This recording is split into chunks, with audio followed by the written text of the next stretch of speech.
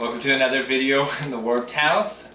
I'm Drew. I'm joined today by Scott and Hi. Matt. And we're going to do a video for our friends on drafting in Magic the Gathering. So this video specifically will assume that you understand how Magic the Gathering works as a card game. And what we'll do is we'll back it up and go over the basics of draft strategy, maybe some traps to avoid, and then we'll open a couple packs and go over how we would select our first cards.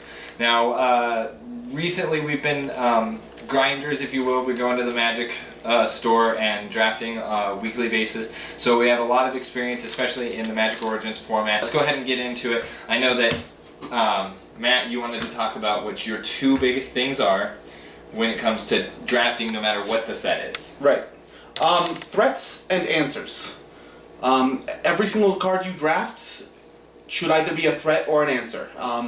Be it it's a 2-drop creature that just starts hitting your opponent real quick, starts taking down their life, or a 5-drop creature that does something big when it hits the board. Or the other side of it is it an answer to that 2-drop creature that allows you to get to that 5-drop threat? Is it an answer to that 5-drop threat that allows your 2-drop... Yeah, is it an answer to the 5-drop threat that allows your 2-drop threat to start hitting again? Right? And so that's really all it comes down to is, can you threaten your opponent, can you apply the pressure to your opponent, and can you answer what your opponent has? Obviously every deck's going to have a little bit of one or the other, but a little bit more of the one or the other. But the idea is that you want to make your deck as entirely surrounding those threats and answers as you can. Yeah, what I see in drafting specifically is that almost everybody and every deck that you're going to draft is going to be a mid-range deck. It's going to be some offense, some defense, but your main strategy is just going to be to answer everything that your opponent has while you're hitting their life. Right. There's not a lot of fancy shenanigans going on.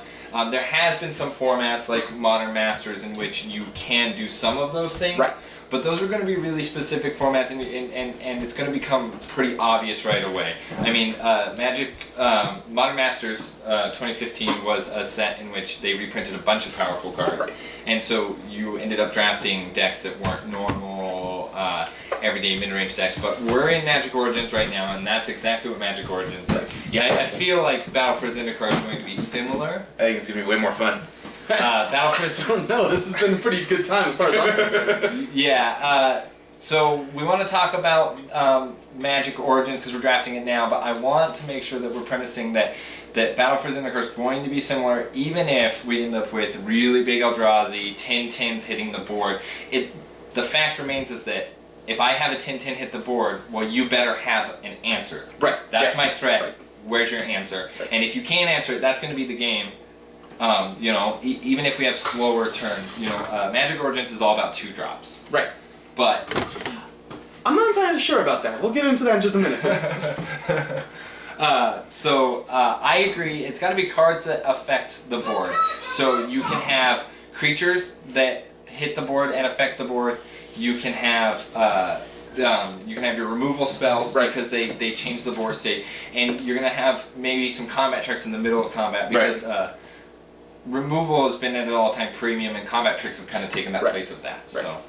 So, do you have any input on the basics of draft? Biggest thing I look for is I have anytime I see a good removal spell, I generally take that before most other things, because good solid removal is hard to come by when you're drafting. So if you see it, generally you just want to grab it, unless there's one thing in there that's just a big bomb nasty thing that you can throw in the field. I definitely agree with that. I think that if you're not committed to a color, I think taking any removal spell almost over anything else is definitely a good strategy. And I think that's another good point is being committed to a color. Right. How quickly should you be committed to a color? And when do you hit the point of no return? When do you hit the point of no return? Honestly, I think you have a lot of cards before you hit the point of no return if you draft appropriately with what your seat wants. If you take just the best card out of every pack, and just individually the best card out of every pack, you're going to get yourself in a situation where you don't have enough good cards of any color. Right. Yep, that's true. So you're going to pick, let's say, 2 or 3 of cards of one color. Right. and maybe that's your main color, and maybe you should value mediocre cards of that color over better cards of color you're not in, it to stay open. Right. That way you can ditch a strategy that you're on and move into a second color or a different second color.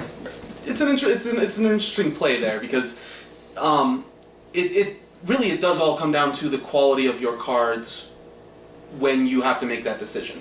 If your cards are just fantastic, I mean you've pulled 2 or 3 just absolute straight up bombs that win you games when they hit the field, you're pretty much committed to that color. Even if you're on pack 1, pick 4, you've got 3, you've already pulled an Archangel of Tides, a Sentinel of the Eternal Watch, and a Consul's Lieutenant. You're white. Whether you want to be or not, you're white. It's true. Right?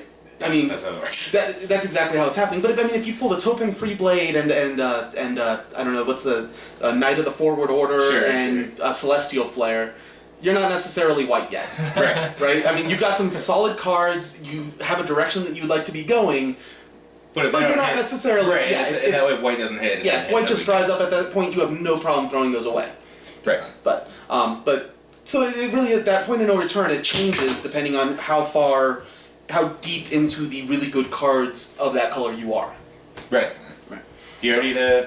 Yeah. Alright, let's just pop this up. Okay, so here we have a pack of Magic Origins. We're going to go ahead and lay this out for you guys, and then we'll talk about all 3 of us what Hopefully we there's nothing. choose as our first Hopefully there's nothing too obvious in this pack.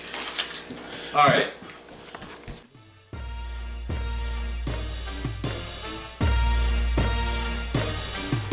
I'm standing in Brooklyn just waiting for something to happen. I can't help but look thinking that everyone doesn't get it. To my left is a window, where did I go? My reflection just blends in rows of gold. And bad ideas nonetheless, and so Hopefully you can see those cards. We'll explain a little bit more right now as we move through the pack here. We're going to immediately discard several of these cards, and we're going to narrow it down to a few picks that we want you guys to see here. And we're going to talk about those picks. So the first one here is Dragon Fodder, 1 in a red, sorcery, put 2 1/1 red goblin creature tokens onto the battlefield. Okay? He's bad. In this format specifically, we found that he's bad. He wasn't he wasn't as bad in Khans of Tarkir when we saw him last.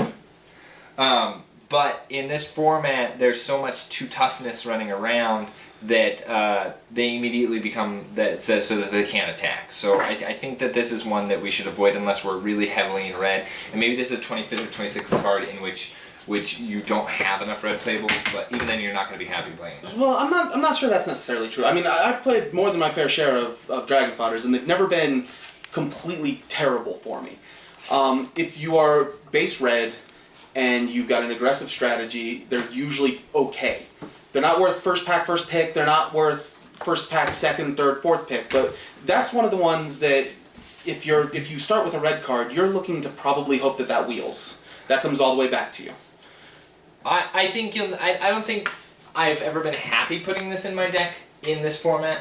I'm not saying that I'm not saying I wouldn't play it. I have played it, but when you can balance your colors and you can have enough 2 and 3 drops. Right. I think that Dragon Fodder just doesn't make the cut in that slot. You only have so many spots that you can devote. That's true, but the sheer number of... It depends what your plan is. Yeah, the sheer number of 2 1s and even a couple 3 1s in this format makes Dragon Fodder a little bit extra powerful on defense. And especially when talking about those 2 drops, the ability to just double block something with a couple dragon tokens, a couple goblin tokens is not insignificant. Again, it's not something that I'm looking to... It's not something that I'm happy to be drafting. It's not something that I'm really looking forward to playing in any given game, but it makes the cut in my deck 90% of the time. I think if we're in red in this wheels, I definitely think you're going to take it. Well, absolutely. That starts back on 9th pick. Right. But even then, if I'm seeing one of those pick 6, 7, 8, I'm still taking it, and it's probably making the cut in my deck. It's not the most powerful thing in the world, but Okay. it's there and it creates something. Alright, another color, favorite color of the format, we got a Celestial Flare. This is double white. Target player sacrifices an attacking or blocking creature.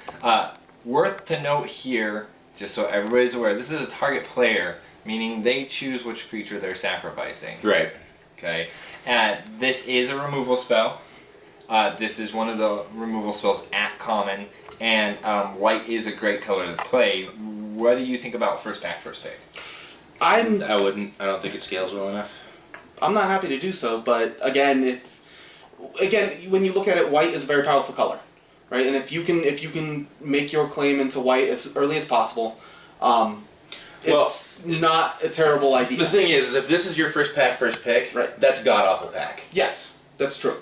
That's true, and Right. and it's probably not our first pick in this pack. However, one thing to note here is that this is the only white card in this pack. That's true. Yeah, if you take this, you're not sending any signals to your left. And signals is something a lot more complicated that we can definitely do at a later time. But it is important to note that if you're taking the only white card from a pack, you're not giving anybody else the opportunity Correct. to draft white. Correct. And so that does put that up there. I definitely think it's better than Dragon Fodder. Yes, absolutely. Yes. Without Okay. question. But I think personally that Leaf Gilder's better than Celestial Flare. I concur. I Yeah, 100% concur. You know, we talk about putting a premium on removal, but the mana ramp right here, and especially in the colors that green wants to be in your green-red, your green-blue tempo, so where you can have the mana open to Right. double play on spells and get the card advantage and get a head-on-board state. Right. I think it's really important in those archetypes.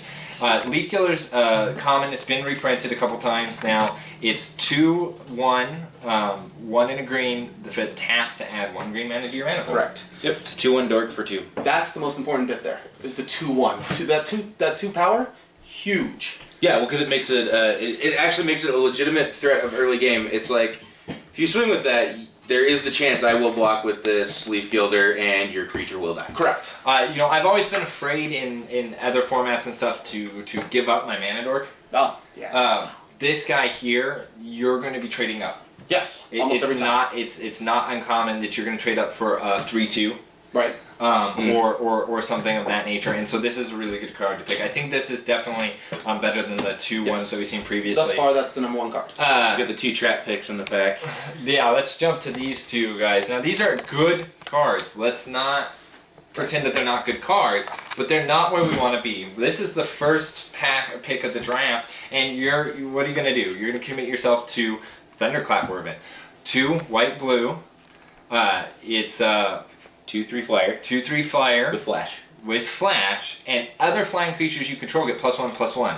And why isn't this a good pick for your first pick? All right. Two things. One, it's 2 colors. Right. If you're taking this in your first pick, you're trying to devote yourself to these 2 colors immediately, and you have no idea what anybody else's pack looks like. You have no idea what kind of cards are going to be feeding to you, and I mean, just in order to even play this card, your mana has to be pretty specific. Along with that, not only are you committing yourself to 2 colors, you're committing yourself to a certain plan within those 2 colors. Right. Because if you draft that, guess what you're playing? You gotta play playing flyers. You're playing blue-white flyers. Correct. Yes. And if blue-white flyers dries up in a couple picks, guess what? That's dead. That's wasted. What are you gonna do? Although if you're in blue white, You should probably. whether you have a bunch of flyers or not, you're playing that card. Right. It's just happening. It's going to make your cut, and it's going to be in your deck, and the flying is not insignificant, and it does some cool stuff. And the flash is handy. Yeah, but you might just be able to eat a card with it. So Oh, definitely. And the 3 toughness is good. Right. That's another important thing. You know, we talk about the 2 power on Leaf Gilder being good early game. Well, the 2/3 remains to be good throughout the course of playing Magic Origins. So, but we're definitely not first picking. No, we're either definitely taking right now. We're either taking going to be the Leaf Gilder or the Celestial Flare, depending on what our color preference is. right. But we got this beautiful mythic rare right here. This is 2 colorless, red. It's a dragon, flying. It's a 4/4, and it says at the beginning of your upkeep, you draw an additional card. Right. And at the beginning of your end step, you discard your hand. Right. That sounds like a downside, but if you're in an aggressive red deck, you're playing your hand. every turn by the time Yes. Avaricious Dragon hits the board. Right. So it's just card advantage for you. Right. That's the hope, at least. Why are we not taking this card first pick? Because it commits you to an aggressive red plan. There, At the end of the day. we have a double red cost to start off the draft. So you're asking yourself to be main red with maybe a support of a different color. That's what the card's asking of you. That might not be where you end up. Right. That we have the same problem that we have with Thunderclap Wervin, and that we don't know how red's going to be passed to us at this point. Correct. And it does matter with this card. Right. Right. So, any other notes on this card specifically? I mean, the 4/4 flyer for 4 It's great. is going to win you a game. Yes, and believe me, I've lost a game to that card. Very specifically, I've lost a game to that card. I can remember it very well, and it hurt. It hurt a lot because I just didn't have any way of dealing with it. The 4/4 is huge. And when you really think about it, getting an extra draw every single turn, if you're discarding 2 or 3 cards the first turn that it's in play, Right. and then you're getting a free draw every single turn following that, Right. you're probably winning. You're probably winning your card advantage game right there. Even with the discards, it's not the end of the world. I mean, you've got 40 cards in your deck, and you're just trying to dig through those as fast as you possibly can in order to get to the best cards in your deck. Right. Yeah. And this does a great job of that, while creating a clock and while being a threat. You know, the thing about this card is built it could be constructed playable, and that's a trap that people want to fall into, is that they see a card that can be constructed playable and Right. they think limited playable. But and while this is limited playable, it's not the bomb rare that you want to take first pick. right, yeah, it's the double red is a big deal. It means that it means that you won't need to be base red. It means you're saying I am a red deck Right now. now. Yep. Pack one, pick one. I'm a red deck, and you can throw it away. But I mean, if you're going to take that kind of power, you want to play that kind of power. Yeah. So- Yeah, absolutely. And what we won't talk about here in this video is value drafting or hate drafting. That's not important to winning. Right. What we want to talk about is building the best deck that you can take to win. We might pass somebody else this card and they might end up in red and we might see them in the finals, but what we're going to hope is that we have an answer to this threat. Correct. So, I think Speaking of answers. that Speaking of answers, here's our answer right here. 1 red, Fiery Impulse, deal 2 damage to target creature. With Spell Mastery says that if you have 2 or more instant and or sorcery cards in your graveyard, this deals 3 damage to that creature Right. instead. That's 3 damage for 1 mana. How does that seem to you guys? How does that sound? Broken. it's a bolt. I mean, it's a shock that only targets creatures, which is a downside to it. For 1 mana, and that's great. It's common, meaning that it's not unusual for you to see multiple of these Right. throughout your draft. And they stack up wonderfully with each other, especially if you can use one in order to trigger the spell mastery on the next. It's huge. And then once you hit that spell mastery, this card is just fantastic. 3 damage to a creature for 1 mana. We've been talking about how strong 3 toughness on a creature is. Yeah, And exactly. if you can spend 1 mana to deal with just that, Yeah. you're great. We want them to take an entire turn to drop 4 mana to play 2/3 flyer, and we want to spend 1 mana to deal with that threat. That That's wins you a true, yeah. game. That wins you a game right there. And the coolest thing, one of the coolest things about that card is it's always relevant. It's It- always no relevant. matter what stage of the game you're in, early game, late game, mid game, it doesn't matter. That card is always relevant. Yeah, we're gonna take out the last jump blocker, swinging for Right. the finish. Why is this specifically a good pick? Okay, so 2 For reasons. first pick. 1, red's a great color in this format. Red is a very powerful color in this format, and you do not mind being in red at all. You don't mind even being base red. 2, it's a removal, and it's premium removal. And specifically, we've been talking about the 2-drops. This takes care of almost all of your 2-drops. Yep. Yeah. 2-drops, while they may not be the most powerful cards on the field, they tend to apply the most pressure to the field. And if you can get this card, if you can deal with the 2-drop and then drop your own 2-drop, you now have tempo, you now have the advantage. So, I mean, it's a 1-for-1 card trade, and it's a tempo gainer. which is a really big deal, especially if you're on the draw. Yeah, and to further our point about being base red or not base red, it doesn't matter with this card. Correct. You can splash this card in the end. You can have 6 red cards in your entire white deck, 6 red cards in your entire green deck, and this card's going to be relevant to draw at any point. It will make the cut every single time that you're playing red. So how do we feel about first picking a common? Now this is something that's going to make Does it people work? Yeah, exactly. Okay, it's cool. going to make Good people. talk. Glad we had it. It's going to make people feel bad. It's not a feel bad moment. If you're going to win the game, if you're going to win the match, let's just take the best card. Okay, so we have our first pick. All right.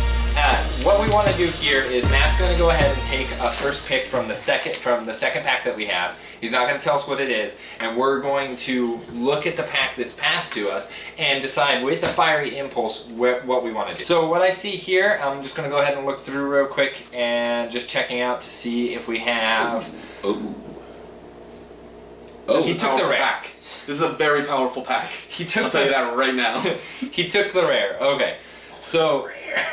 What wanna was the know. rare? We'll show you. What was the rare? Let's talk about what's going on here. So we do see some red cards, which is good for us. I think if we're going to be playing Fiery Impulse, I've already placed red at a slightly higher on the scale than I had it at the beginning of the draft. Okay, but that's not to say that we won't pick something, move into a different color. Patron of the Valiant here, it's 3 white, and that's just an amazing card. Card's a monster. And it is a double white, and that is a cost, but it might be a cost that I'm worth moving into. Right. So, well, I think at this, obviously you're at second pack, so you're not fully committed. But I think the pick from this pack definitely gets you at least an idea of what you want to commit to, because I feel like there's 3 cards. What would your 3 cards be here? Separatist Void Mage, Patron of the Valiant, Blazing Hellhound. See, Okay. So disagree. I'm not committed on Blazing Hellhound, but I am willing to go into Gearcrafter. I'm also wanting to put the Rogue's Passage in that stretch. Now, Rogue's Passage is an amazing card, and I definitely think that it's a card that everybody wants to one of in their deck for ending the game. It's a land that taps for colorless, and you can tap for and tap it to have a target creature. It can't be blocked this turn. So what you can do is you can take your 6/6 bomb rare finisher, and you can get it through for free. And so that's why he's putting a value on it, and it doesn't commit you to a second color. Correct. It keeps you open early in the pack. I'm really actually kind of big on either the Gearcrafter, which is a 2 and a red creature that when your Gearcrafter enters the battlefield, you get a 1/1 colorless flying Thopter token. And it's a 2/1, so it's 3 power, 2 toughness on the battlefield for 3, and it keeps me in red. It keeps me open for my second color. Correct. My pick actually from this pack is the Patron of the Valiant, for a couple of reasons. I mean, it's got the double white, so that sucks. That's a little rough. But out of all the cards in this deck, that's the one I'm most scared of. If that thing hits the field, you go, oh crap, right? I'm not committed to a color yet. I want to have that opportunity to have something hit the field and make my opponent go, oh crap. And that's 100% a fair assessment. And the power, that is, I don't think it goes without question, the Patron of the Valiant is the most powerful card in the pack. So Patron of the Valiant is 3 colorless white flying angel. When Patron of the Valiant enters the battlefield, put a 1/1 counter on each creature you control that has a 1/1 counter on it, and then it's a 4/4. So it's a threat, it buffs your creatures. It's in white. If you're already in red and you see white, you can do a white-red renown type setup to make this card work. Yes. It's a really, really heavy commitment. We don't know if the person to our left is going to be cutting us from white. Is it worth it to take it anyway? It might be. The last card here, which is a really, really good card. It's super strong. Super strong and limited, is Separatist Void Mage. It's 3 and a blue. When Separatist Void Mage enters the battlefield, you may return target creature to its owner's hand. So it bounces a creature. And then it sits in trades. So the thing is that normally I'm really, really high on Separatist Void Mage, but as soon as we have a Fiery Impulse in our hand, and this is why I wanted to do a second pick, as soon as I have a Fiery Impulse in my hand, my rating of my cards on the board have completely changed. I'm really high on the Gearcrafter, but I completely understand the Rogue's Passage. Yeah, I don't think Rogue's Passage is the card that I would like to take here. Before we continue, the next thing to keep in mind is that when you pick the Scarab Gearcrafter, what are you sending to your left? You're sending the Patron of the Valiant, correct? Yeah. You're sending a Separatist Void Mage, and so that's starting to send signals to your left that maybe white's open, maybe blue's open. Right. One of the big things you're doing is you're cutting off good red cards, right? If things are moving to your left, That's true. and we take this Gearcrafter, what is the person to your left getting? They're getting a smash to smithereens. So if they're trying to draft red, they're in trouble. So That's true. So that helps you to start pulling some red cards back in the second pack as well. Yeah. Right. Any signals you send at the beginning of draft to your left is what you're hoping to get back in return from your right, because you might be cut on your right. There's nothing you can do. Right. You might be cut from your color, but if you can get a strong pack 2 in the color that you really need because you sent the right signals, Right. you'll be set up. And even if you're cut in pack 3 at least somewhat, you still have enough playables. Right. So I definitely think that's important. What are you picking? I'm picking the Gearcrafter, I'll be honest. Well, you're taking the Patron Yeah. and Valiant? I'm gonna take the gear picker after. Okay. So we're gonna do that. Okay. Do we want to do a third pick? Yeah, let's do one more. Okay. We'll send this one to Scotty. Scotty, I'll take pick 1. Bye, I'll take pick Patron. 2. I'll miss you. Considering I know what our other pack is. I'm Scotty? gonna be really upset when I see the guy that took you right next to me and we all get smacked down. So for Scotty here, this is a pack 1, pick 1, as far as he's concerned. So he's gonna take pick 1. Matt's gonna take pick 2. We're gonna be back in the center here for pick 3. In the meantime, what I want to talk about is it's important to note that you can't read signals from pack 1. Correct. Pack 2, you're probably not going to put too much value into the signals, but you're going to start picking up those notes. The more as you go throughout the draft, what you're going to do is you're going to build an idea of what's coming from you, what's coming to you, and you're going to adjust your draft based on that strategy. But you're not going to only commit to that signal. You're going to build a story in your head of what you believe that is. Right. And you're gonna go from there. So here we get we get a pack 3. I'm just gonna flip through here real quick. We're gonna see what we know is taken.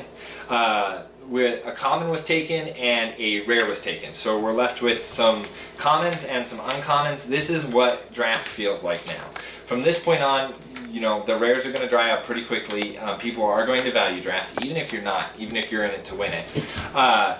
We have a decent pack 3 here. Our only red card is a Fire Fiend Elemental, which isn't a bad red card. I'm actually a huge fan of that card. We have a Tower Geist. That's But an amazing card. I just want to focus 1 second here on a trap card. Okay, which one we got? We got Calculated Oh, Dismissal. okay, yeah. Okay, Calculated Dismissal. 2 white, 1 blue, instant, counter target 2 spell. colorless, 1 blue. Sorry. 2 colorless, 1 blue. Counter target spell unless its controller pays 3. Spell mastery, if there are 2 or more instant and or sorcery spells in your graveyard, you get to scry 2. Why is this a trap card? Because it's a counterspell that doesn't get you any sort of advantage. Counterspells in general are dangerous in limited, primarily because they can only be played on your opponent's turn. Right. And when I have 3 mana open to play Calculated Dismissal, I have to skip my turn in order to think about playing the card. Right. And then I have to hope that my opponent plays a card that I'm capable of using Calculated Dismissal on. When you're in a format where you don't know what the hell your opponent has, those counterspells become a lot less powerful. If you're playing in Constructed, right, and let's say we're playing Standard, right, you're going up against Knobs on deck, you're like, turn 4's rolling around, alright, where's that Siege Rhino? Yeah. Right? You know he's got that. Yeah, He's going to drop that sometime soon. You can counter it. In draft, if you skip your turn to counter what they're going to play, it doesn't matter what they're playing. Guess what you're doing? You're countering it. You're countering it because if not, you wasted an entire turn and didn't get anything out of it. Yeah, so we talk about answers. The thing about answers is that you want to choose your answer. Right. You want to understand what you're answering. That's why Fiery Impulse is so much better than Calculated Dismissal. You get to choose when it's on the board when you're going to take it. If you want to take 1 mana off, Right. to attack that creature at the end of their turn, because Right. it is an instant, you can do that and not give up your turn first off. Correct. You can do that and know what you're taking out. You don't know what you're taking out with Calculated Dismissal. I don't put counterspells in my main deck in Limited. Yeah, very rare. I haven't been in a format as of recently in which counterspells are worthwhile main deck. Now, Yep. this is not an unplayable card. This is a sideboard card that you can have, and what you're gonna keep it for is, let's say that blue-black control deck that wants to keep you off tilt. They're only going to have 1-for-1 answers. That's what a counterspell is. It's a 1-for-1 answer, and you want to up that game. But if you have your creatures and your combat tricks, and they're trying to make it a 2-for-1, Right. if they're trying to in response destroy your creature or something, and you can play them off of this, if you know that they have enough spells to counter, maybe you bring it in. But every counter spell that you bring into the deck, you're removing a threat from yours. Right, and I mean, the other place that you bring a counterspell into is when you find that your opponent just has one card that you can't handle. If they draw that card, they win the game.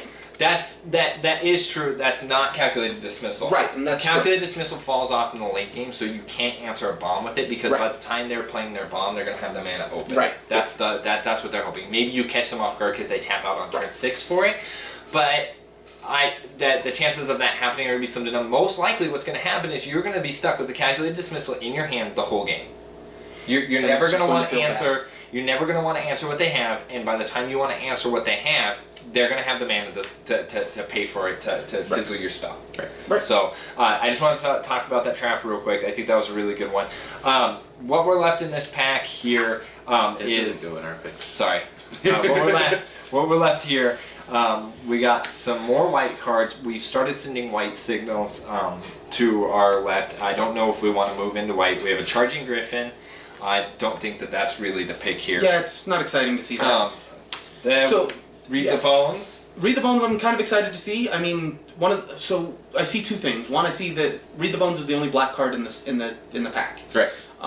Which tells me that it's possible that previous picks have been taking out black cards. Mm-hmm. It's no guarantee by any stretch of the imagination, but when you see only one, and this is pack 3, you're starting. This is where you start to actually be able to read your signals. And Read the Bones is a powerful card. But it's also not something that you usually want to be taking in your first pick, second pick, that kind of thing. So the fact that it's the only black card tells me that maybe there was a previous black card that was taken. Mm-hmm. The Fire Fiend Elemental, I like, but I'm not excited about. I mean, I think it's probably our first choice right now. Mm-hmm. It's either that Tower Geist. But the Tower Geist is our big one right here. Tower Geist is my big signal that nobody that's ahead of me is taking blue. I definitely think that Tower Geist is underrated in the format already, but it is extremely powerful. It's 3 and a blue, flying. When Tower Geist enters the battlefield, you look at the top 2 cards of your library, you put one in your hand and one in the graveyard, so it's straight up card advantage. Seriously. And with a 2/2 flyer. Yeah. We were going to take a Scepter's Void Mage as a 2/2 that bounces something. Right. Well, now we have a 2/2 flyer. That draws you a card? That draws you a card.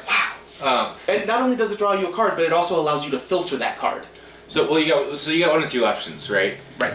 You go after the Tower Geist, which then kind of keeps your eyes open for blue, right, in the future, or you grab the Fire Fiend Elemental and just totally dry up red out of this pack. Right.